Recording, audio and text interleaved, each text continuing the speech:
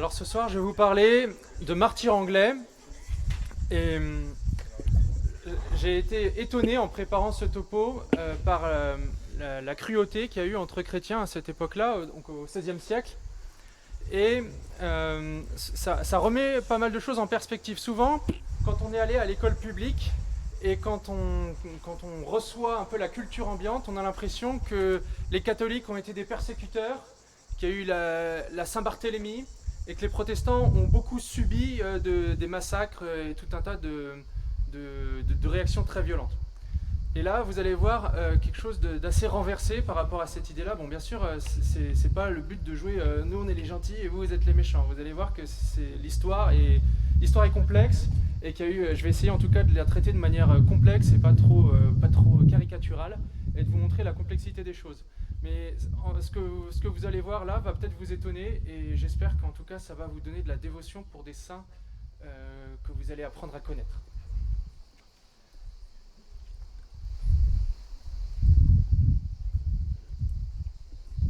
Alors on va commencer avec le schisme d'Henri VIII. Pourquoi je fais ça? Parce que mon but dans ce topo, c'est d'arriver avec des saints qui ont été martyrisés à l'époque d'Élisabeth, donc la fille d'Henri VIII. Mais pour bien vous expliquer le contexte et pour bien que vous compreniez les circonstances dans lesquelles ces prêtres et cette femme ont été martyrisés, eh bien il faut que je vous fasse un petit rappel historique. Donc Henri VIII, c'est lui. 178 kilos à sa mort. Donc c'est une belle bête. Hein. Vous savez qu'il a provoqué un schisme, donc le schisme anglican, pour épouser cette femme, Anne Boleyn. Ça se voit, elle a un B autour du cou. Et en fait, j'avais pas bien compris à quel point sa décision de constituer une église nationale qui ne relevait plus du pape et qui était quand même orientée doctrinalement vers le monde protestant avait eu autant de changements sur l'Angleterre et sur le monde. Et je vais essayer de vous expliquer pourquoi. Mais avant, il faut que vous sachiez que sous le règne d'Henri VIII, il y a eu des conflits très profonds qui ont... en fait, l'installation de l'anglicanisme en Angleterre s'est fait dans le sang de milliers de personnes. Il y a eu 2 révoltes majeures. Donc, une révolte que je vais vous montrer maintenant en vidéo, qui s'appelait le pèlerinage de grâce, donc des gens qui se sont révoltés sous forme de pèlerinage, un pèlerinage de Chartres pour protester en fait contre le saccage des monastères. Donc Henri VIII a pris la décision de s'emparer des territoires de l'église, des territoires monastiques, des territoires des grands monastères qu'il y avait en Angleterre à cette époque-là, qui étaient considérables. Et ces monastères protégeaient les pauvres. Ces monastères avaient un rôle de protection sociale. Ces monastères étaient des lieux phares, surtout dans le nord de l'Angleterre, justement pour les petites gens. Et donc il y a eu une énorme révolte, donc ce pèlerinage de grâce qui a été réprimé dans le sang. Alors je vous propose de regarder un petit extrait de la série Tudors pour que vous puissiez voir ce que c'est.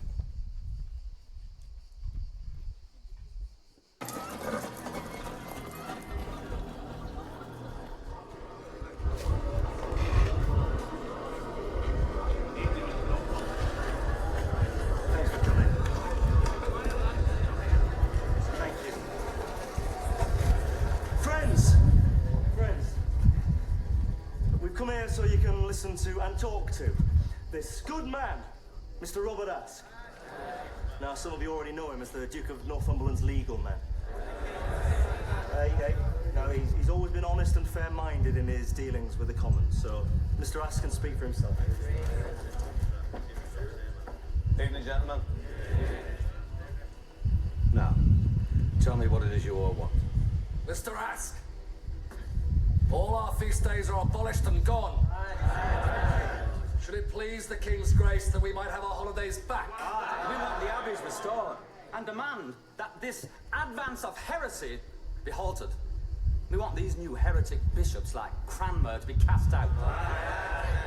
And him and Cromwell to be supplanted by men of noble birth.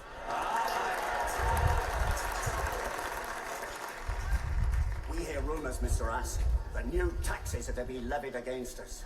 On our cattle and our christenings, on our marriages and our birds. Mr. Aske, they even will destroy our parish churches and steal all their treasures. All right, gentlemen, all right, gentlemen. And what do you reckon you can do to stop them? Mr. Aske, Before our lands, our goods and our houses are taken from us by the church commissioners, we will fight! And we will die! That is our full answer, Mr. Ask. What's your name, lad? Charlie, sir. Charlie Rowe. Trade? Shepherd. Do you know where about, Charlie? Yes, Captain Ask. We're not rebels. We're pilgrims. And we have a pilgrimage to go on. If you want to join us, then you shall swear to be true to Almighty God, to Christ's Catholic Church, to our sovereign Lord the King, and to the commons of this realm, so help you God. I do swear. Wear this badge. It shows the 5 wounds of Christ, to prove that the commons will fight in Christ's cause. Yes, Captain. God bless you, Charlie. Sir. All commons, stick together. Now is the time to arise, or else never. So forward. Forward to York. Forward in pain of death. Forward in God's name. Forward. Voilà, donc la révolte, c'était à peu près 40 000 personnes qui se sont dressées. Donc le roi les a amadoués avec des promesses, et une fois qu'ils ont déposé les armes grâce à ces promesses et qu'ils sont rentrés chez eux, eh bien il a fait exécuter tous les meneurs. Donc l'homme qui vient de parler, Robert Ask, eh bien, ils ont tous été pendus à la Tour de Londres. Donc vous voyez, Henri VIII, en fait, c'est ça qui est un peu terrifiant dans son histoire, c'est qu'une fois qu'il a pris cette décision de devenir le chef suprême de l'Église et de décider de s'accaparer toutes les libertés de l'Église et tous les biens de l'Église pour les redistribuer à sa guise, une fois qu'il a pris cette décision, il a supporté aucune résistance et il a tout puni dans le sang. Donc il y avait 200 franciscains en Angleterre, ils ont tous été arrêtés, expulsés ou sont morts dans les prisons d'Henri VIII. Il y avait plusieurs chartreux à Londres, 9/10 des chartreux sont morts en prison de faim et de froid. Il y avait une mystique qui a commencé à essayer de convaincre le roi de retourner au catholicisme, décapité. Il y a eu des milliers de morts. Donc c'est vraiment quelque chose de terrifiant. Et on va voir que ce roi s'est opposé à l'Église et s'est opposé au pape, non seulement pour des affaires de puissance, mais aussi pour des affaires d'héritier. Il voulait un héritier mâle. Et pour avoir un héritier mâle, eh bien, il devait divorcer avec sa première femme, Catherine d'Aragon, qui commençait à toucher la quarantaine et qui n'était plus capable de mettre au monde des enfants. Donc il a voulu divorcer absolument pour pouvoir en fait se remarier avec une jolie femme, Anne Boleyn, et avoir des héritiers. Et on va voir que ça ne s'est pas arrêté là.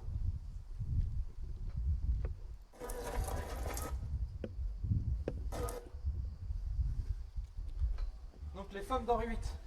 Donc la première, Catherine d'Aragon, je viens de vous le dire, répudiée contre l'avis du pape et contre l'avis de beaucoup d'ecclésiastiques, dont Thomas More, dont on va peut-être entendre reparler bientôt. Ensuite, la deuxième, Anne Boleyn. Anne Boleyn, pas de bol, soupçonnée de trahison, décapitée 4 ans plus tard. Ensuite, Jane Seymour. C'est l'amour de sa vie, mais pas de chance, elle meurt en donnant un fils au monde. Donc elle meurt en couche. Bon, il va la remplacer avec Anne de Clèves. Seulement le jour du mariage, il dit bon, le tableau que vous avez fait faire en Allemagne pour les fiançailles, il est complètement faux. C'est beaucoup trop avantageux pour elle. En fait, elle devait avoir un physique un peu plus disgracieux que ça. Donc le jour du mariage, il la répudie. Catherine Howard, ah oui, menée catholique secrète et puis aussi soupçon de libertinage. Allez hop, décapité. La dernière, Catherine Parr, je crois qu'elle a eu de la chance en fait, parce qu'il est mort avant elle. Donc vous voyez, 6 femmes, ça fait beaucoup, même s'il y a des circonstances qui peuvent expliquer ces remariages à répétition. C'était un homme qui avait soif de pouvoir et aussi soif de femme. C'était un peu un ogre en fait. Hein. C'était pas, la série des Tudors la représente comme un jeune homme un peu beau gosse, mais il y avait peut-être quelque chose de profondément pervers dans son caractère. Alors ça, en fait, ces remariages à répétition, ça va provoquer une succession très difficile. Et la dynastie des Tudors va s'arrêter avec ses enfants. Donc là, vous voyez, ça c'est un peu d'ailleurs, la punition de la Providence, c'est que lui qui a fait des pieds et des mains et qui a été prêt à rompre avec Rome et à rompre avec ses propres croyances pour avoir un héritier, bah, finalement l'héritier il aura survécu que 6 ans à son père. Et il n'aura pas eu de dynastie. Donc d'abord, de Jeanne Seymour, il va avoir un fils, Édouard VI. Édouard VI, 6 ans de règne, de 12 ans à 18 ans. Donc en fait, il n'a pas vraiment eu le temps de régner comme un roi. Ensuite, cet Édouard VI va être remplacé par une fille de Catherine d'Aragon, donc c'est la femme répudiée, la première femme répudiée, et c'est la reine Marie. Donc les Anglais disent Bloody Mary parce qu'en fait la reine Marie a essayé de rétablir le catholicisme en Angleterre. Et ça a échoué parce qu'elle est morte de la peste, alors elle est morte d'une épidémie, et donc elle n'a pu que régner que 5 ans, insuffisamment en tout cas pour rétablir pleinement le catholicisme. Et celle qui va lui succéder, eh bien, c'est la fille d'Anne Boleyn, celle qui a vu sa mère monter sur le billot, sur l'échafaud à l'âge de 4 ans, donc un peu traumatisée, la pauvre, Élisabeth Ier d'Angleterre, et elle va rétablir l'anglicanisme, donc elle va remarcher sur les traces de son père. Et elle, par contre, elle va régner 44 ans. Mais elle va régner 44 ans, mais traumatisée par les hommes, traumatisée peut-être par les affaires de son père, elle se mariera jamais. Et donc Élisabeth Ier est la dernière des Tudors. Après elle, c'est les Stuarts qui vont reprendre le pouvoir. Cette fragilité en fait de dynastie va résulter de 3 courants religieux qui vont s'installer. Donc le premier, c'est l'anglicanisme. Donc là, je vous ai mis le portrait d'Henri VIII. Il va être conseillé par Thomas Cromwell, qui est surnommé en anglais le marteau des papistes. Donc en fait, c'est lui qui a organisé le dépouillement des monastères et la persécution catholique sous le règne d'Henri VIII. Donc c'est une personnalité juridique et aussi un petit peu théologique phare pour ce qu'on appelle l'anglicanisme. C'est lui un peu qui l'a lancé. Mais à côté de ça, vous voyez, il y aura une réaction catholique. Avant de parler de la réaction catholique, je vais vous parler du fils d'Henri VIII, donc Édouard VI, qui lui a dérivé vers les protestants. Donc il s'est fait conseiller par Cranmer, dont vous avez entendu parler dans la vidéo. Et Cranmer, c'était quelqu'un qui voulait toujours plus de protestantisme, parce que Henri VIII, sous son règne, il hésitait un peu entre les deux. Son fils va aller beaucoup plus dans le sens protestant, et il va enclencher d'autres réformes de protestantisation de l'Angleterre, notamment une réforme de la liturgie qui va occasionner une nouvelle révolte en Cornouailles, et en nouveau des milliers de morts. Donc la liturgie, c'était important pour les gens du peuple, et changer la liturgie, faire passer la liturgie du latin à l'anglais, et ben pour les gens des Cornouailles, ça légitimait une révolte, réprimée dans le sang. Alors ça, c'est un nouveau mouvement religieux qui naît dans le sillage de l'anglicanisme. L'anglicanisme, veut contrôler la religion par ordre du roi, et vous avez des calvinistes en Angleterre, donc des gens qui sont inspirés par Calvin, qui ont un logiciel beaucoup plus radical et qu'on va appeler des puritains. Donc là, je vous ai mis John Hooper. John Hooper, par exemple, il voulait l'abolition des habits sacerdotaux. Il voulait plus de folklore, il voulait plus de décorum catholique. Alors que l'anglicanisme, on l'a vu, même s'il avait intégré beaucoup d'idéologies protestantes au sein de la religion, il avait quand même conservé beaucoup de formes de piété catholique, même si c'était un peu uniquement de la forme. Et là, je vous ai dit tout à l'heure, il y a la reine Marie, donc qui elle va essayer de rétablir le catholicisme et qui va se faire aider par le cardinal Paul, Réginald Paul. Et ce courant-là, on va l'appeler le courant papiste. En fait, ils sont rien moins que catholiques. Le cardinal Paul, c'est une des têtes du Concile de Trente. C'est un des grands personnages du Concile de Trente. Et comme la réforme de la reine Marie s'est accompagnée avec beaucoup de bûchers de protestants, donc Hooper est mort sous la reine Marie au bûcher, eh bien, elle va être détestée et il va y avoir un profond courant anticatholique en Angleterre. Ça, c'est très important pour la suite, vous allez comprendre des choses avec ça. Et là, vous avez la reine Élisabeth qui vient se placer dans un renouveau de l'anglicanisme et avec tout un tas d'appareils d'État pour promouvoir l'anglicanisme. Alors l'anglicanisme, je vais très rapidement là-dessus. Donc vous savez qu'il y a une tendance catholique, avec maintien de la hiérarchie, il y a encore des évêques, il y a encore des prêtres, il y a encore des diacres, maintien de l'expression traditionnelle de la piété, sauf pour la piété mariale, mais on essaye de garder au maximum les habitudes des gens, mais à côté de ça, profonde tendance luthérienne protestante. Donc la justification par la foi seule, la prédestination à l'enfer, le rejet du latin, le rejet de la vocation monastique, le rejet de la piété eucharistique. Donc pour les anglicans, l'eucharistie, ça reste une immondice. Le rejet de la valeur sacrificielle de la messe, du célibat sacerdotal, de la piété mariale, je l'ai déjà dit. Enfin, vous avez beaucoup des aspects du protestantisme dans le fond de la doctrine. Et surtout, la tendance qui est peut-être la plus importante, c'est la tendance absolutionniste. C'est-à-dire que c'est le roi qui est le législateur de l'Église et c'est lui qui décide en fait où on va se placer. Le problème de cette chose-là, c'est que pour le mettre en place, eh bien, il va falloir confisquer toutes les libertés de l'Église. Donc tous les biens de l'Église, toutes les richesses de l'Église, ça va passer par les mains du roi, c'est le roi qui va les distribuer. Et le moindre article de foi, la moindre tradition dans l'Église, elle va devoir être celle qui est avalisée par le roi. Et pour installer cette politique, eh bien, il y a une loi spéciale qui est installée par Élisabeth qui s'appelle l'acte de suprématie et d'uniformité. Ça veut dire que la reine d'Angleterre est la gouvernante et la tête suprême de l'Église. Et que quiconque remet en question cette chose-là, qui est en fait la constitution d'une Église nationale, fait un crime de haute trahison. Et l'acte d'uniformité, c'est qu'il y a une religion anglicane qui est installée avec ses pratiques, avec ses livres, avec son ordinal, avec sa manière d'ordonner la hiérarchie, et que si vous refusez cette manière de prier, en anglais et pas en latin par exemple, si vous refusez eh bien, les traductions de la Bible, les traductions des psaumes, eh bien, vous êtes aussi dans une certaine forme d'acte de trahison. Donc en fait, on a un gros problème, c'est que la liberté de conscience, la liberté religieuse est complètement placée en fait sous la domination politique de la reine. Alors ça va avoir en fait des répercussions. Donc dans ces lois de suprématie et d'uniformité, on va prendre un nombre de mesures très concrètes pour punir des comportements déviants. Déviants, c'est-à-dire les comportements des récusants. Recusant en anglais, c'est les gens qui refusent de se conformer à l'anglicanisme officiel. Je vous donne quelques exemples. Si vous refusez d'aller au culte anglican, on va vous donner un avertissement. Et cet avertissement sera ajouté à une amende. Une amende qui peut être très chère. Ça, pour les pauvres gens, c'était une vraie ruine. Si vous refusez une deuxième fois, un petit séjour en prison. Et si vous refusez une troisième fois et que vous n'avez pas de support, que vous n'avez pas de magistrat qui vous défend, vous risquez la prison à vie. Bon, il y avait tout un tas quand même de systèmes d'arrangement, c'était pas aussi systématique que ça, mais en gros c'est une persécution légale. Plus grave, être catholique vous privait en secret ou officiellement, vous privait de toutes vos fonctions. Donc vous n'avez le droit à aucune fonction. Enseigner était impossible si vous étiez catholique, être gouverneur encore moins.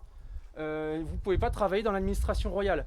Tous les postes officiels vous étaient refusés et même vous étiez haïs.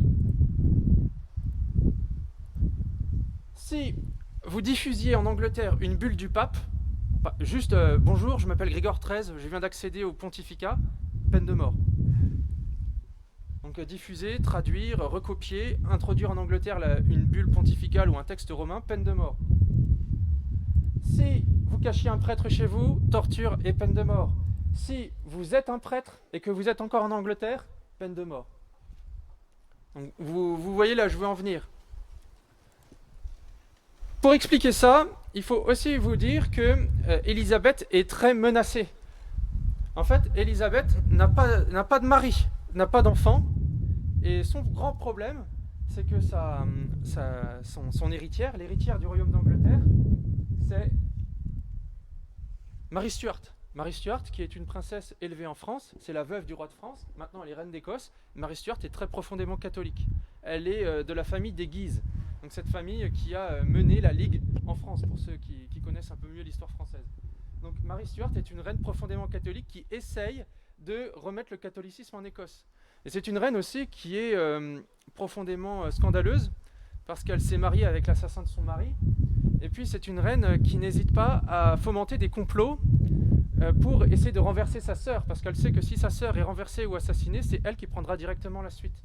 Donc pour expliquer la violence de ces lois et de ces persécutions, il faut aussi comprendre qu'Élisabeth a très peur de cette héritière et tous les Anglais qui ont profité en fait de l'argent des monastères confisqués, donc qui compose par exemple la chambre des communes, qui compose aussi une bonne partie du gouvernement, qui compose aussi une bonne partie de la cour, sont vent debout contre Mary Stuart et sont prêts à répandre toutes les calomnies contre elle, en plus de celles qu'on pourrait déjà lui attribuer.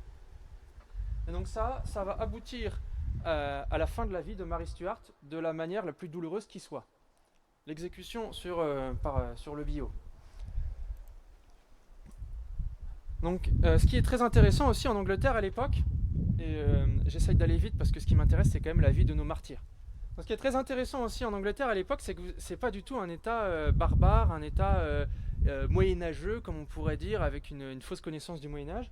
Non, l'Angleterre de l'époque est déjà un État moderne, avec des conseillers de la reine qui sont bien pénétrés de Machiavel, avec un système de police très raffiné, avec tout un système d'espionnage. Alors, je vais vous présenter quelques personnages qui ont eu un grand rôle dans la persécution, parce que c'est eux les conseillers d'Élisabeth, qui était une reine qui était aussi un peu flottante, qui avait des remords de conscience, et elle a été puissamment guidée par des conseillers et des ministres qui, eux, étaient des luthériens, en tout cas des protestants anglicans bien dans leurs bottes, et qui savaient très bien ce qu'ils faisaient.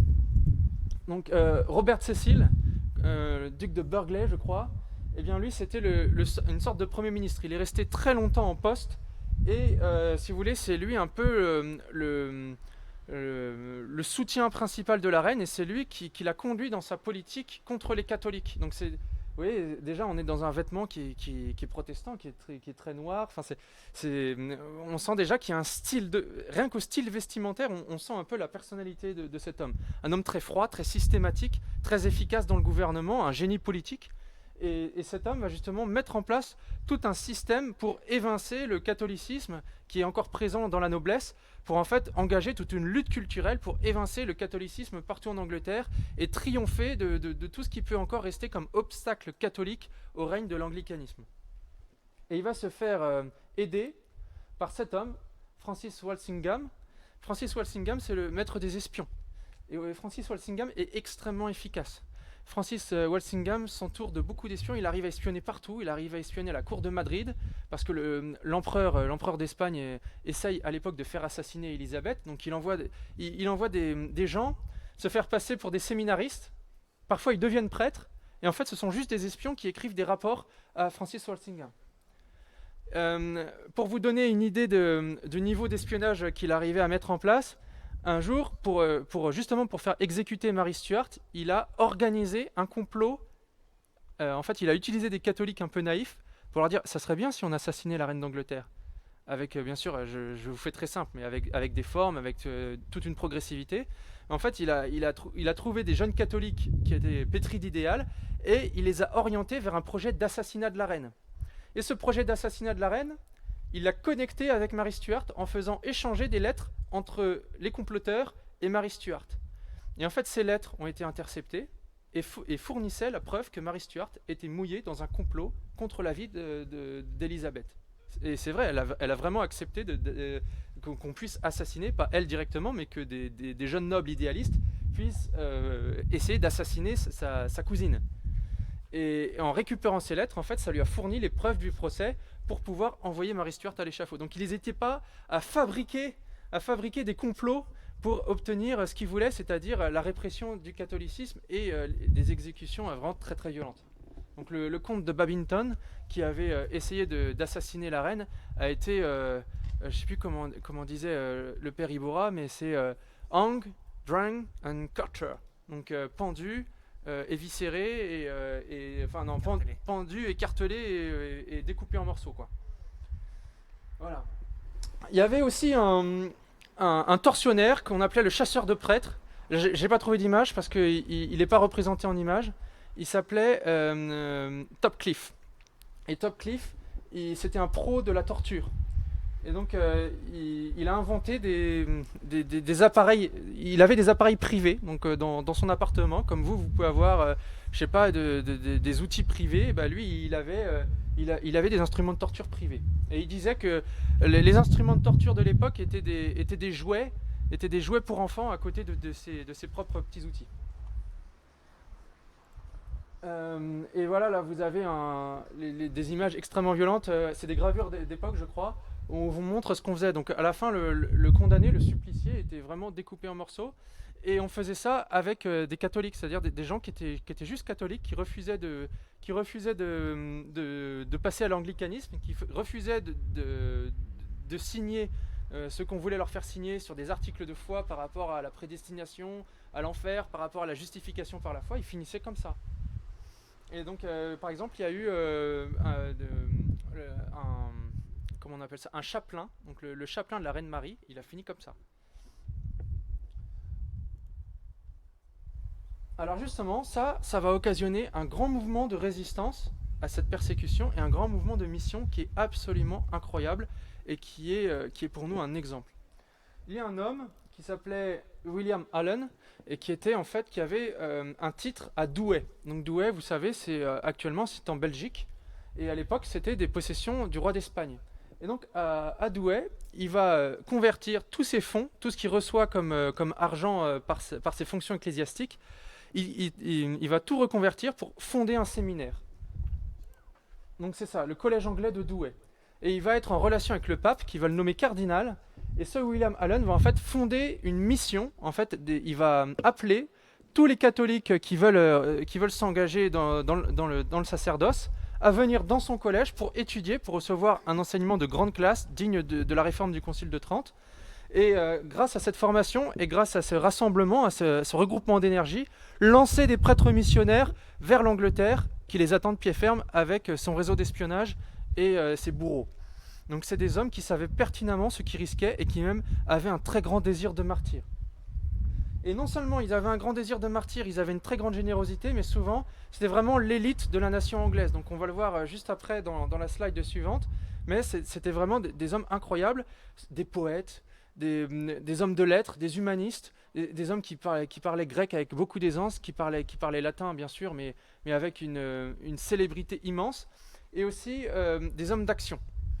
Et ce collège anglais a pu, grâce à ces lettrés, composer une Bible en anglais. Donc pour contrer la réforme qui justement faisait redécouvrir les Écritures, ces hommes ont eu l'idée de devancer la réforme en éditant une Bible meilleure que la Bible des protestants, en anglais, pour que tout le monde puisse la lire.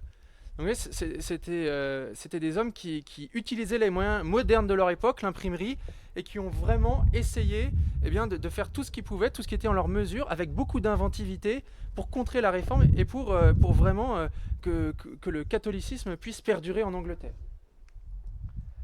Alors je vais vous présenter le plus connu d'entre eux, un prêtre, qui s'appelle Edmund Campion. Et Edmund Campion, en français, on pourrait traduire par Edmund le champion. Et vous allez voir qu'il était vraiment prédestiné en quelque sorte à ce titre, parce que c'était vraiment un champion pour les catholiques. Là, vous voyez une image qui a été écrite après, une image qui a été composée, peinte après son martyre. Et vous voyez, il a la corde au cou et le couteau plongé dans le cœur pour déplorer vraiment un simulacre de procès qui était plus proche de l'assassinat que de la justice politique. Alors, Edmund Campion, c'est le fils d'un libraire et il a une personnalité très connue. C'est une star en Angleterre au moment de l'accession au trône de la reine Elisabeth. Pourquoi c'est une star? Parce que c'est un des meilleurs étudiants d'Oxford. C'est quelqu'un qui est capable de vous faire des sermons dithyrambiques dans un latin cicéronien parfait, d'écrire et de présenter au roi ou à la reine, en l'occurrence, des traités très scientifiques, par exemple sur le mouvement les marées qui sont dues au mouvement de la Lune. Quelqu'un qui est vraiment à la pointe de la science de son époque, un humaniste de premier rang, qui est extrêmement célèbre parce qu'il est très jeune. Et en fait, il y a une mode qui se met à Oxford à cette époque, et c'est que les élèves d'Oxford, ils campionisent. En fait, ils imitent Edmund Campion, tellement il est populaire. Et il est tellement populaire qu'il est perçu pour devenir l'archevêque de Canterbury. Donc c'est un poste très prestigieux, c'est même un des postes les plus prestigieux dans l'anglicanisme de l'époque. Parce que là, à l'époque où je vous parle, c'est le règne d'Élisabeth et le royaume est vraiment converti à l'anglicanisme. Il y a un gros problème, en fait, comme les Anglais ont été ballottés par leur souverain entre l'anglicanisme d'Henri VIII, entre le luthérianisme un peu plus calviniste aussi d'Édouard VI, entre le catholicisme de la Reine Marie, et puis ensuite de nouveau avec l'anglicanisme d'Élisabeth, eh bien, c'est que la religion, les études et la piété a beaucoup souffert de cette crise. Et l'athéisme s'est profondément développé en Angleterre.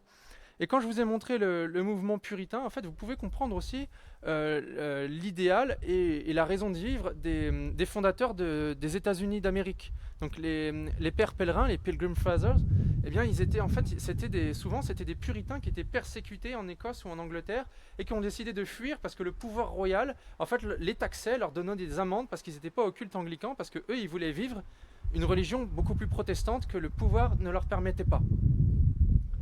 Et ouais, où est-ce que j'en étais? Oui, à Oxford. Donc Oxford, c'est cette ville étudiante de l'Angleterre, c'était vraiment le trésor de tout ce qui se faisait de meilleur dans les milieux intellectuels anglais.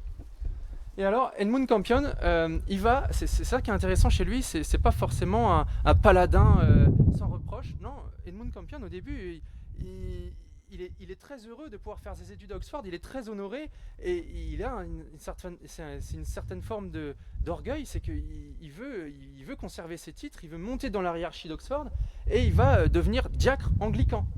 Donc il va accepter, alors que sa conscience lui dit déjà que l'anglicanisme souffre de gros problèmes, notamment à cause du pouvoir absolu du prince, de la reine Élisabeth en l'occurrence, qui règne sur lui et qui force les consciences avec tout cet arsenal de lois.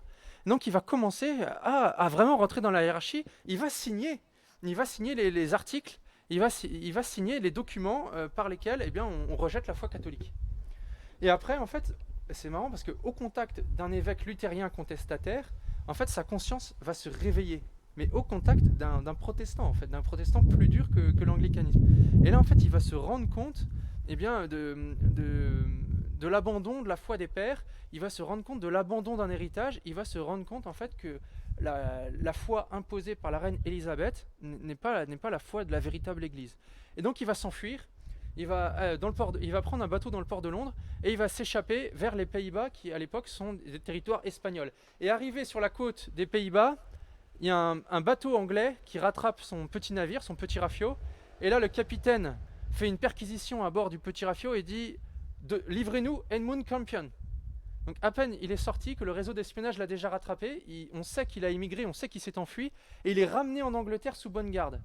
Et en fait là, c'est vraiment providentiel, quand il arrive en Angleterre, il y a le chef de port qui dit qu'il le détache, qu'il le libère de ses fers, et qui dit partez par là, plus loin.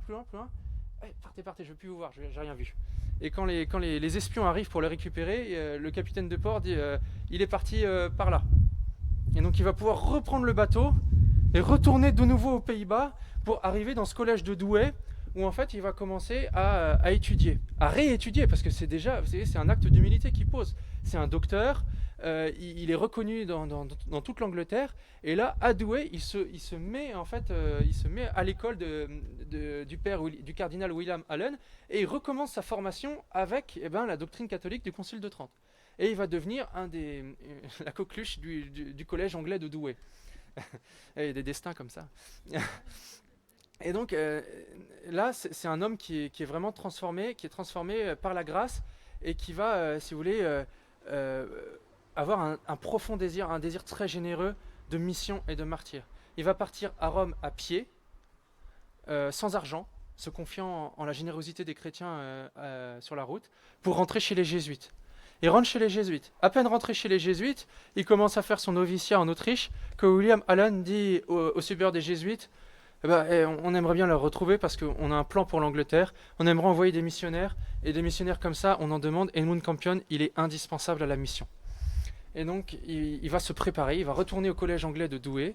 Ça va contrer quelque part ses aspirations, où il aurait peut-être voulu faire autre chose, mais il va accepter cette mission comme un cadeau que lui fait le Seigneur. Et le jour de son départ du collège de Douai, sur la porte de sa cellule, il y a un de ses frères qui a écrit E.Campion, martyr. Oui, l'ambiance. Quand il part, les espions qui sont à l'intérieur du collège ont déjà tout transféré à Walsingham. Il sait qu'il va arriver. Donc il arrive à Londres, il arrive à échapper à la surveillance côtière. Sa stratégie, ça va être de se cacher chez des recusants, des nobles catholiques, qui ont certaines protections parce qu'ils sont bien placés à la cour, qui ont des grandes demeures où ils peuvent cacher facilement des prêtres, qui ont construit des caches à prêtres en creusant des trous sous leur plancher ou dans leur cage d'escalier ou dans leur latrine pour pouvoir cacher des prêtres. Et donc il va passer de château en château pour essayer en fait de réveiller le sentiment catholique, pour essayer de réveiller la vraie foi chez les Anglais avec un courage énorme. Donc il sait qu'il est en danger et il sait parfois que c'est juste une question de temps. Il va même pas faire un an. Bon, c'est un peu de sa faute aussi, vous allez voir. Il a lancé cet écrit avec toujours la presse, parce qu'on utilise les moyens modernes. Donc ça s'appelle, je ne sais pas si vous voyez bien, c'est Campion Brag and Challenge. C'est le défi de Campion. Et du coup, il envoie un défi à ses opposants, aux anglicans, aux membres du conseil qui sont profondément anglicans, qui sont autant profondément anglicans qu'ils ont récupéré d'argent par la spoliation des monastères. Et il va leur lancer ce défi, et il va leur montrer en fait que c'est pas un jésuite suppôt de Satan, voilà, c'est pas juste aussi caricatural que c'est une œuvre de Dieu. Et la fin est magnifique, la dépense est calculée, la dépense c'est sa vie. Hein. L'entreprise est commencée, elle est de Dieu, on ne peut lui résister. Ainsi fut plantée la foi par les martyrs, ainsi doit-elle être restaurée. Et nous avons pris la ferme décision de ne jamais désespérer de votre conversion, à vous les conseillers de la reine, tant qu'il restera un homme pour votre gibet, pour vos chambres de torture ou pour vos prisons. Et il va l'avoir. Alors il est trahi par un espion qui va se faire passer pour un fidèle catholique. Alors il est introduit dans la petite chapelle d'un château d'un noble récusant. Et en fait, l'espion alors fait l'homme qui parfaitement dévot, parfaitement pieux, et Campion dit la messe, et il va prononcer devant lui sa dernière homélie, parce qu'à la fin de la messe, cet espion, il court chercher la garde de la ville, et il le fait immédiatement arrêter. Donc il est ligoté, sur son chapeau c'est marqué Campion le jésuite séditieux, et il est traîné jusqu'à Londres sous les huées de la foule. Donc c'est le Christ, hein, c'est très impressionnant. Et il va être très doux. Il va avoir une attitude comme de quelqu'un qui n'est même pas surpris. Et alors, il fait bonne figure à tout le monde, même à ses pires ennemis. Et donc, il y a ce traître qui lui dit tu fais bonne figure à tout le monde, mais à moi, tu ne m'as encore rien dit. Et Campion lui répond mon ami, je prie pour toi et je te pardonne de tout cœur, et pour preuve, je bois à ta santé.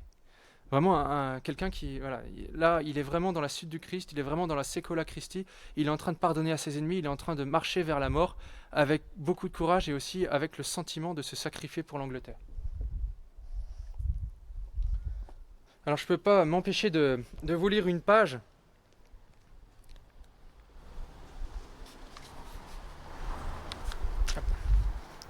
Ouais, j'ai pas beaucoup de lumière quand même. Hein.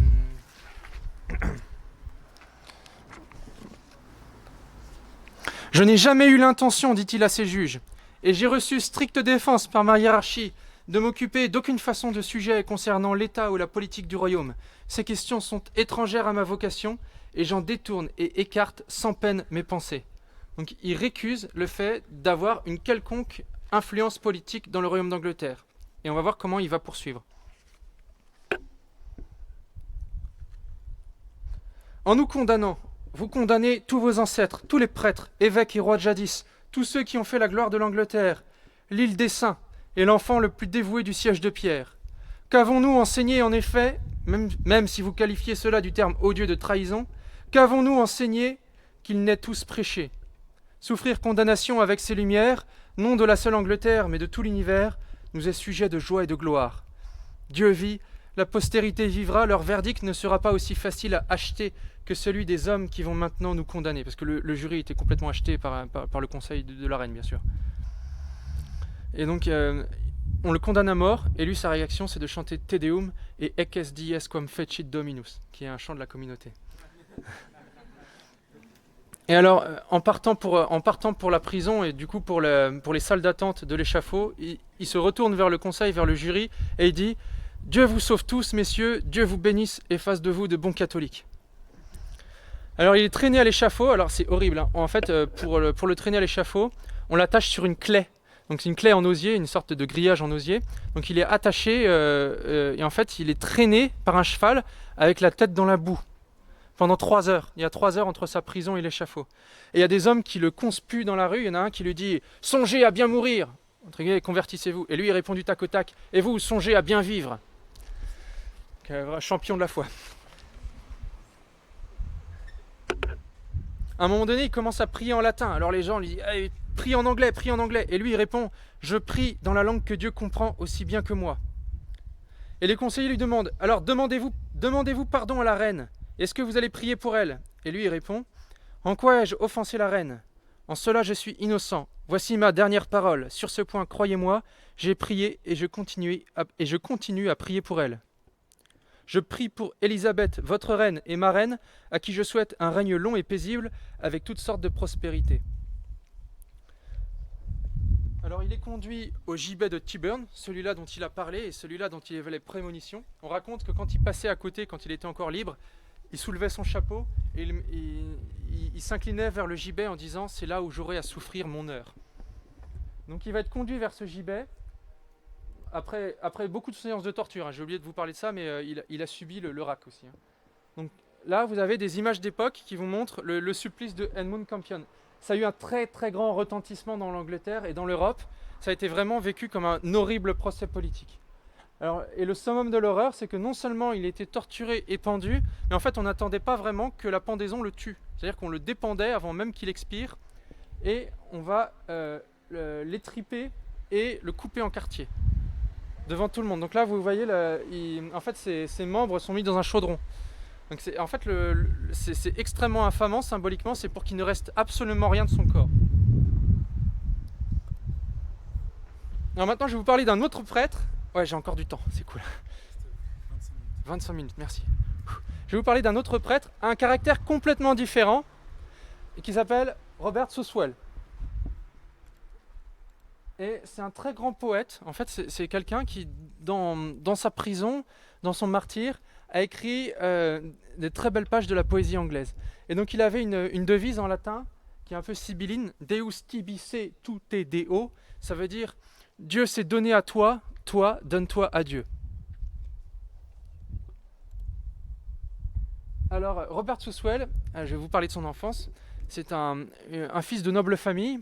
Et c'est quelqu'un qui appartient aux classes aisées. Et il étudie beaucoup la langue anglaise et c'est là aussi que vient son talent poétique. Ça fait vraiment partie de l'élite de l'Angleterre. Il ne faut pas s'imaginer que c'est des prêtres fanatiques qui vont revenir en Angleterre. Non, ça fait vraiment partie de l'élite de l'Angleterre. Et ce Robert Southwell, en fait, il va être témoin indirectement, je crois, du martyre de Campion. Il va voir ce martyr et ça va lui donner lui aussi l'envie, parce qu'il est secrètement catholique, ça va lui donner l'envie de faire la même chose.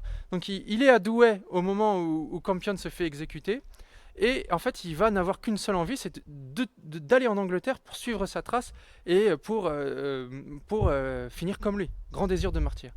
Et donc il va se faire jésuite à son tour, parce que les jésuites à l'époque incarnent une certaine forme d'élite dans le clergé, et on sait que les jésuites ont un vœu spécial d'obéissance au pape, et aussi une grande prédilection pour la mission, et obéissance à leurs supérieurs. Alors Robert Southwell quitte le collège de Douai avec plusieurs prêtres qui vont s'installer clandestinement en Angleterre. Et là, ils vont vivre pendant près de 10 ans, lui il va tenir 9 ans je crois, une vie de prêtre clandestin. Alors ça, c'est le comte d'Arundel, qui est un recusant catholique, qui va être en prison au moment où ils arrivent. Mais sa veuve, en fait, va les loger dans son domaine. Oui, ça pourrait paraître presque paradisiaque, mais à l'époque, ça ne l'est pas du tout, parce que tout ce travail d'espionnage et tout ce réseau d'espionnage est constamment en activité, constamment en recherche après ces prêtres catholiques qu'on sait se cacher quelque part. Et du coup, les prêtres sont traqués. Et à tout moment, il peut y avoir des espions qui débarquent et qui font des perquisitions. Les perquisitions, ils cassent tout. Ils essayent de casser les parois parce qu'ils savent qu'on trouve les prêtres dans des trous à prêtres qui sont bien cachés. Donc ils défoncent les parois. Parfois, ils restent plusieurs jours sur place, même une petite semaine sur place. Ils essayent de savoir quand le prêtre va craquer, quand il va sortir. Parce que parfois, les caches ne sont pas suffisantes pour s'allonger, donc pour dormir. Donc les prêtres, parfois, passent plusieurs jours à l'intérieur de trous très étroits, et ils sont complètement épuisés par de constamment déménagement, de constamment être constamment sur le qui-vive, être prêts à brûler tous leurs ornements liturgiques et à jeter leur calice à la fosse d'aisance pour pouvoir échapper en fait aux persécutions, pour pouvoir échapper aux perquisitions. Et parfois, il y a même des espions qui sont installés dans les familles catholiques, parfois les filles contre les parents ou les jeunes garçons contre les parents. Donc Walsingham recrute en fait et Topcliffe recrute des jeunes enfants ou des jeunes adolescents pour qu'ils puissent dénoncer au système et à la loi leurs parents qui hébergent des prêtres. Et c'est ce qui va se passer avec Robert Southwell. Il est trahi par la fille d'un de ses meilleurs amis. Donc la jeune fille, elle ne doit même pas avoir 15 ans. Et plusieurs fois, il faillit être attrapé et il doit son salut à ses capacités d'homme d'action. C'est un poète, mais c'est aussi un homme d'action. Et il y a une fois qui est très douloureuse pour lui, où il doit se jeter en plein hiver dans une cave remplie d'eau presque jusqu'au plafond pour pouvoir échapper à la perquisition. Il va rester dans cette cave plus de 4 heures et il a bien failli mourir de froid dans une cave au fond d'un château. Donc vous voyez, c'est quand même un destin. Il va être constamment sur le qui-vive, constamment en train de changer de lieu. Il va finir à la Tour de Londres. La Tour de Londres, c'est cette tour, c'est la prison en fait de la reine. Et bien, à force d'être pourchassé, il va finir par être dénoncé de manière plus efficace et on le trouve dans une cage derrière un escalier et il va finir dans cette tour. Et dans cette tour, contrairement à Edmund Campion, pour éviter d'en faire un martyr trop vite, en fait, on va essayer de le faire mourir à petit feu. Donc on l'enferme dans une cellule où il n'y a même pas la place pour se tenir debout. Une cellule qu'on sait être ravagée par des maladies horribles, où il a très peu de confort, très peu de nourriture. Et on va essayer de le faire mourir à petit feu. Il va pouvoir voir son père, parce que son propre père a été emprisonné avant lui. Et son père, en fait, est dans un tel état dans sa prison qu'il y a des os qui ont percé la peau. Et qu'il est squelettique et blafard. Il est tellement marqué par la prison qu'il ne peut même plus parler. Et il y a des catholiques qui sont en fait ses dirigés, ses confidents et ses amis qui reçoivent la direction spirituelle, qui vont s'introduire dans la prison sous prétexte d'acheter des fleurs ou de faire du commerce dans la cour de la prison pour pouvoir parler avec lui à travers la mince grille du barreau. Donc il y a vraiment des actes d'héroïsme. Il y a même sa cousine qui se fait passer pour protestante pour pouvoir aller visiter, pour pouvoir aller juste lui parler à travers une grosse grille.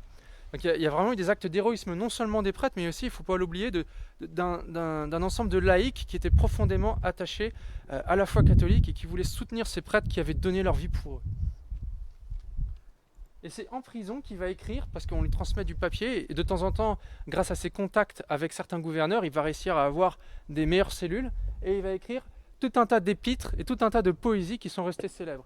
Et vous voyez, je suis envoyé au milieu des loups, fasse Dieu que ce soit comme un agneau pour y être égorgé au nom de celui-là et pour lui qui m'envoie. Donc il va passer des années bien sombres, je crois qu'il va passer plus de 3 ans en prison. Et comme il meurt pas, comme il résiste quand même, et comme il y a aussi des altermoiements dans la gestion des prisonniers, eh bien il va finir par la case jugement. Mais avant ça, il va aussi écrire, voilà, cet écrit, une épître de réconfort à son ami justement le comte d'Arundel que je vous ai montré juste à côté. Et ça fait partie justement des très beaux passages de la langue anglaise. Et c'est aussi des épîtres, des écrits de spiritualité. C'est pour être à Dieu que vous êtes nés. Si vous vivez, c'est par Dieu. Et c'est pour Dieu que vous allez aller à la mort.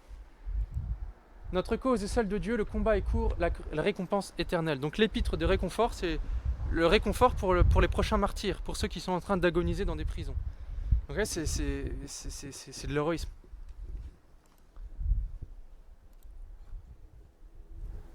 En vérité, mon Père, c'est merveilleux de penser à quel point mon âme est pleine de joie au milieu des périls. Et ça, il l'écrit alors qu'il est torturé plus de 10 fois sur ce genre de chevalet que les Anglais appellent le rack. Et en fait, avec des poulies et avec des criquets, en fait, des cranequins, on étire les membres et on le fouette en plus. C'est vrai. Et en fait, Topcliffe et les juges vont faire ça pour essayer de lui faire cracher les noms des gens qui l'ont protégé, les noms des gens qui l'ont hébergé, les noms des gens qu'il a connus, les noms des gens qu'il a confessé, qu'est-ce qu'ils ont confessé. Donc vraiment, parfois de la torture très profonde. Et lui, il va résister de manière exemplaire à cette torture. Il ne répondra que non, même aux souffrances les plus terribles. Et une autre torture qu'ils vont faire sur lui, c'est qu'ils vont le suspendre par les bras. Donc en fait, il est complètement suspendu, pendu par les bras pendant plus d'1 heure. Et en fait, ça va lui écraser les mains, ça va lui broyer les articulations et les mains, de telle sorte qu'à son procès, en fait, il est tout ensanglanté et que ses amis doivent l'aider, enfin son avocat doit l'aider pour qu'il puisse lever la main, parce que sinon il est incapable de mouvoir ses mains pendant son procès. Et, enfin, c'est quand même une vie, quoi. Et lui aussi va subir le martyre parce qu'il est condamné à mort. Et pour cette condamnation à mort, je vais essayer de vous lire un autre passage. Il dit à ses juges : « J'affirme que je n'ai pas comploté contre la reine et que je ne suis revenu en Angleterre que pour administrer les sacrements selon le rite catholique à qui voulait les recevoir. J'ai affronté toutes sortes de dangers et la prison uniquement pour le salut de l'âme de mes compatriotes et pour l'administration des sacrements. » Alors on lui annonce il est condamné à mort, on lui annonce qu'il va aller au gibet, et au bourreau qui vient lui annoncer qu'il part pour la charrette des condamnés, il dit : « Vous ne pouviez m'annoncer une nouvelle plus joyeuse. » Et il lui remet son bonnet de nuit avec ces paroles : « Je regrette de n'avoir rien de plus précieux à vous donner. » Et alors qu'il est attaché sur la claie pour subir exactement le même martyre que Edmund Campion, il dit : « Quelle grande faveur accordée à un serviteur si humble. » En chemin, alors qu'on le traîne sur la claie, il y a une femme qui vient lui essuyer son visage qui est couvert de boue à cause de la pluie. Et devant l'échafaud, il dit : « Je suis venu ici pour achever ma course et sortir de cette misérable vie, et je supplie mon Seigneur Jésus-Christ, dans le sang très précieux et dans la passion très précieuse duquel je mets mon espoir de salut, qu'il veuille bien avoir pitié de mon âme.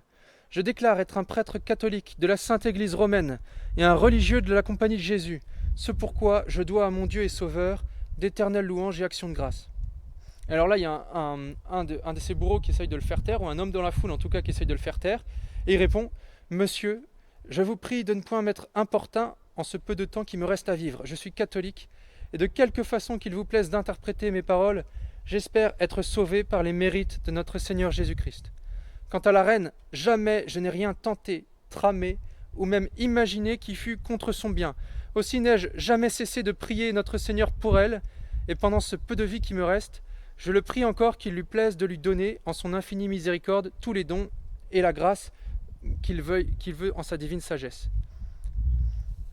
En la même façon, je recommande ma pauvre patrie à la dite miséricorde de Dieu, puisse ma mort profiter à l'Angleterre et à la consolation des catholiques. » Oui, enfin, il pardonne complètement à ses bourreaux, il pardonne complètement à la reine qui pourtant a agi avec lui avec beaucoup de cruauté, et en fait il remet sa mort en sacrifice devant le Christ pour le salut de l'Angleterre et pour le rétablissement de la foi catholique en Angleterre.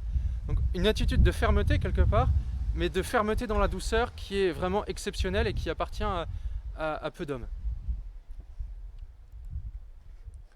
Voilà, du fond de mon cœur, je supplie Dieu Tout-Puissant qu'il pardonne à tous ceux qui de quelque façon auront contribué à ma mort. Et il va être pendu, et là je vous passe les détails, mais c'est la même chose. Il va être pendu, dépecé et écartelé. Enfin, débité en tranches. Voilà. Voilà, ça fait réfléchir. Et je finis avec un dernier récit de martyr, et une femme cette fois. Sainte Margaret, excusez-moi, mon accent anglais va peut-être être pas très bon là-dessus. J'arrive pas. Clitheroe, enfin, peut-être. Voilà.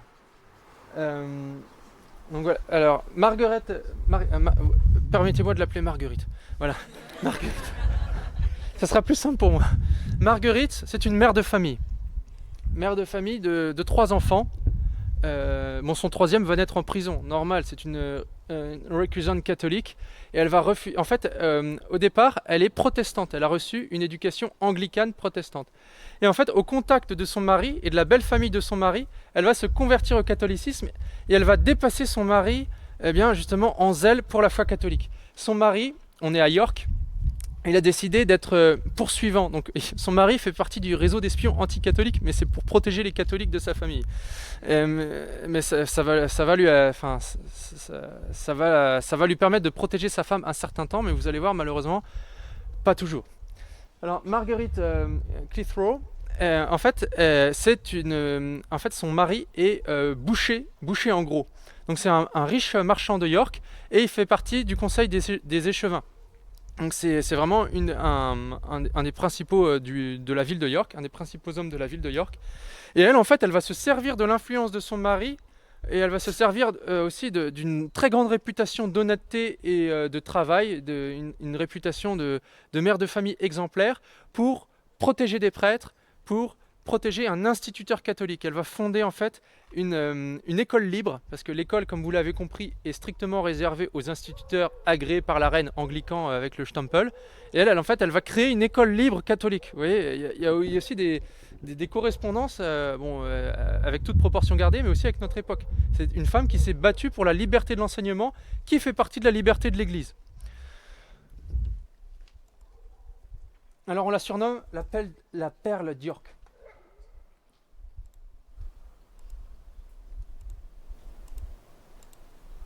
Et justement, elle, c'est 10 ans après le martyre d'Edmund Campion, et à ce moment-là, alors dans le comté d'York, comme on se trouve dans les terres du Nord, la loi est moins fermement appliquée, mais en tout cas le catholicisme, dans l'opinion publique, c'est vraiment devenu une haute trahison. Et donc non seulement les prêtres, mais tous les gens qui hébergent les prêtres, mais même tous les sympathisants à la cause catholique risquent très gros en ne se rendant pas au culte anglican. Et elle est très droite dans ses bottes, elle refuse absolument de s'y rendre.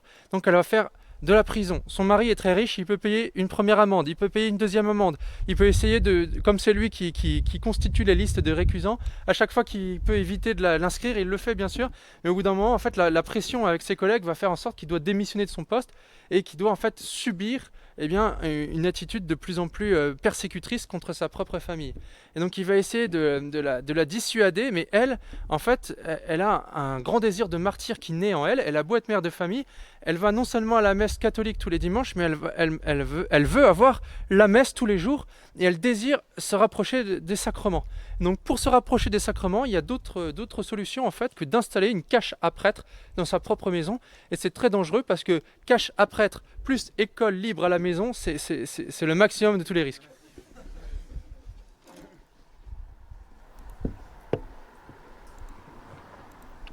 Alors là, vous avez dans un musée qui a été conservé, c'est pas forcément la cache à prêtre de Marguerite, c'en est certainement une autre, mais c'est un trou à prêtre, et on voit que c'est un espace très, très rétréci qui a été creusé dans un plancher. En fait, c'est une sorte d'espace qui se trouve sous le plancher et dans lequel le prêtre se cachait. Donc comme je vous l'ai dit tout à l'heure avec Robert Sousswell, c'était vraiment pas confortable, c'était vraiment la sécurité en premier lieu.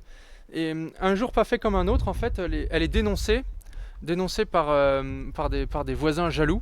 Et en fait, les espions et les poursuivants débarquent à la maison alors que les enfants sont en classe et alors que la messe alors que l'autel est dressé pour la messe dans la pièce du fond derrière un établi.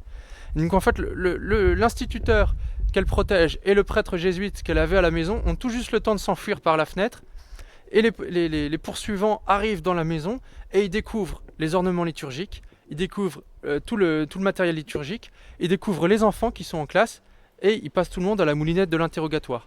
Et dans cet interrogatoire, il y a un jeune garçon qui passe aux aveux, et à un âge, il avait peut-être 7 ou 8 ans, il faut bien se représenter ce que c'était quand même. Et en fait, il va dire, oui, il y a un prêtre et il y avait un instituteur catholique. Donc en fait, elle va être traînée devant ses juges, et là, elle va avoir un martyre particulièrement admirable, c'est qu'elle a le choix. Tout le monde sait que, de toute évidence, elle a protégé des prêtres, et en fait, elle a le choix entre plaider coupable ou plaider non coupable. En tous les cas, de manière assez évidente, elle va être condamnée à mort pour haute trahison. Et elle sait que si elle plaide coupable, ou même si elle plaide non coupable, ça va avoir un procès où on va demander à sa famille d'être témoin et peut-être même co-accusé.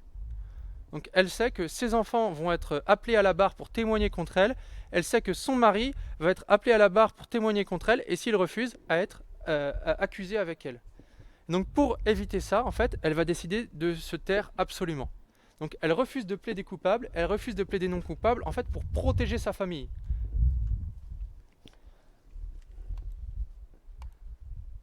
Et ça, le droit anglais le punit par une peine très cruelle et très spéciale qui s'appelle la peine forte et dure, en français dans le texte. Et la peine forte et dure, c'est ça. En fait, on allonge la personne sur le dos, on lui met une porte sur l'abdomen ou sur tout le corps, et en fait, après lui avoir attaché les mains et les pieds, et en fait, le bourreau va mettre progressivement de plus en plus de poids pour l'écraser sous le poids. Et en fait, le but, c'est de la forcer à sortir de son silence, la forcer à plaider coupable ou non coupable selon la loi pour en fait avoir le procès. Et Marguerite va subir ce supplice pendant 3 jours. Alors peut-être avec des pauses, hein, je sais pas, faut pas non plus exagérer, mais c'est peut-être pas 3 jours d'affilée, mais en tout cas, j'ai pas essayé, mais il me semble que ça doit être extrêmement douloureux. C'est une mort par suffocation, ça ressemble quelque part à la mort du Christ en croix. Et en fait, elle craque pas. C'est un exemple je pense, de force surnaturelle qui est donnée. Normalement, c'est intolérable, et elle craque pas. Et pendant 3 jours, elle supporte la prison, elle supporte la nudité, elle supporte la famine, elle supporte cette torture. Et elle va continuer à défier ses juges, à renoncer à avoir même jusqu'à un jugement, et pour protéger sa famille et pour protéger sa cause. Elle va revendiquer haut et fort d'être catholique. Donc elle va être punie à être exécutée en public le jour du vendredi saint, et par le même supplice. Et donc elle va expirer en 15 minutes parce que les juges qui ont été impressionnés par sa force et par sa vigueur, en fait, ils ont décidé de faire le plus rapidement possible parce qu'ils perçoivent aussi que le peuple de York comprend qu'il y a une sainteté derrière cette femme. Et donc elle va avoir une plaque dans la rue maintenant et des vitraux dans les églises catholiques de York. Ces saints catholiques, ils ne sont pas tout seuls.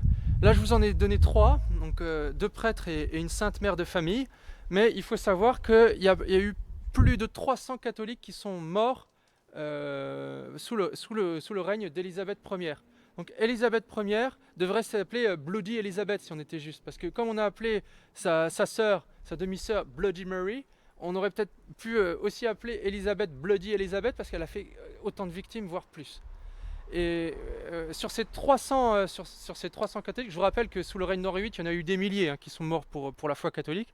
Et sous le règne d'Élisabeth, ces 300 victimes, on a épluché leur cas.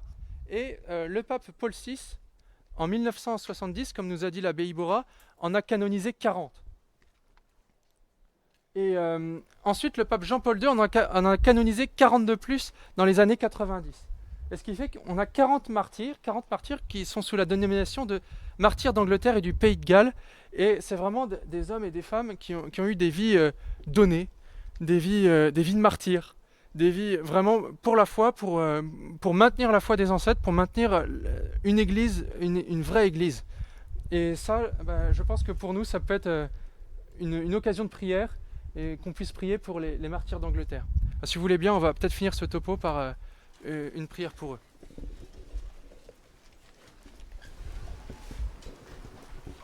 Une prière pour nous, parce que c'est eux qui peuvent nous aider en fait.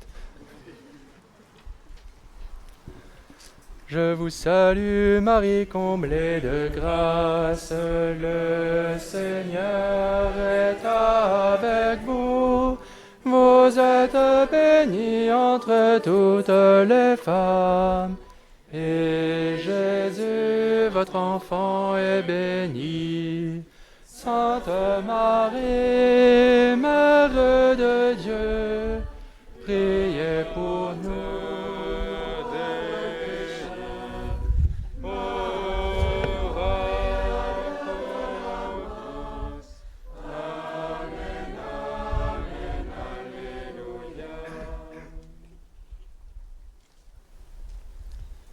Merci beaucoup l'abbé Guillaume pour votre topo.